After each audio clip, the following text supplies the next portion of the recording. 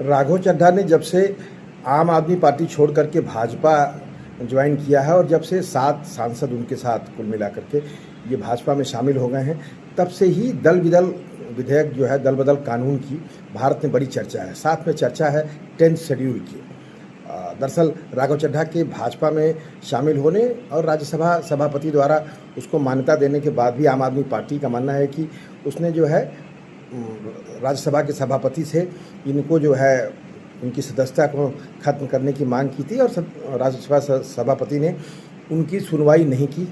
अब वो न्यायपालिका भी जा सकते हैं, क्योंकि उनका मानना है कि राघव चड्ढा के साथ जो 7 सांसद गए हैं, इससे दल बदल कानून का उल्लंघन हुआ है। अब समझते हैं कि दल बदल कानून जो है क्या। दरअसल 1985 में दल बदल कानून को संविधान में 52वें संशोधन द्वारा लाया गया और उसके लिए 10th शेड्यूल बनाया गया था। राजीव गांधी प्राइम मिनिस्टर थे। ये वो दौर था जब खूब, इसके पहले 1 दशक तक लोग इस पार्टी से उस पार्टी में खूब कूद-फाद करते थे और सरकारें बदल जाती थी। दल बदल कानून के तहत व्यवस्था की गई, कोई भी व्यक्ति अगर अपनी पार्टी छोड़ता तो उसकी सदस्यता चली जाएगी। इसके साथ व्यवस्था की गई कि कोई भी व्यक्ति अगर पार्टी के व्हिप के खिलाफ वोट करता है या व्हिप के समय बगैर बताए अनुपस्थित रहता तो उसकी सदस्यता चली जाएगी।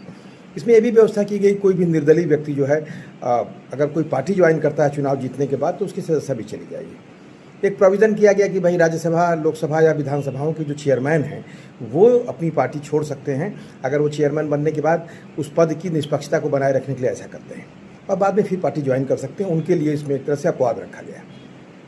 इसमें एक व्यवस्था की गई कि 1/3 लोग पार्टी को तोड़ सकते हैं, स्प्लिट हो सकता है 1/3, और वो दूसरी पार्टी के साथ जा सकते हैं।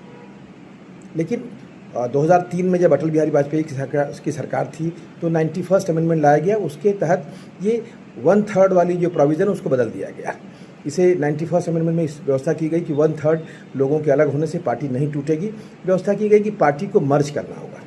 एक पार्टी दूसरे पार्टी में मर्ज कर सकती है और शर्त होगा कि उसके लिए 2/3 लोग उसके साथ हों। यहीं पर सारा पेच है कि बेसिकली जो है पार्टी को जो है उसके लिए रेजोल्यूशन पास करना होगा, मर्ज करना होगा, तभी एक पार्टी दूसरे पार्टी में मर्ज कर सकती है। 2/3 का फार्मूला इसी ज़मीन पे पास हो रहा है। दरअसल हालांकि इस कानून के लगने के बाद भी बहुत सारे कूद फांद हुआ है, इस पार से उस पार लोग आते जाते रहे हैं।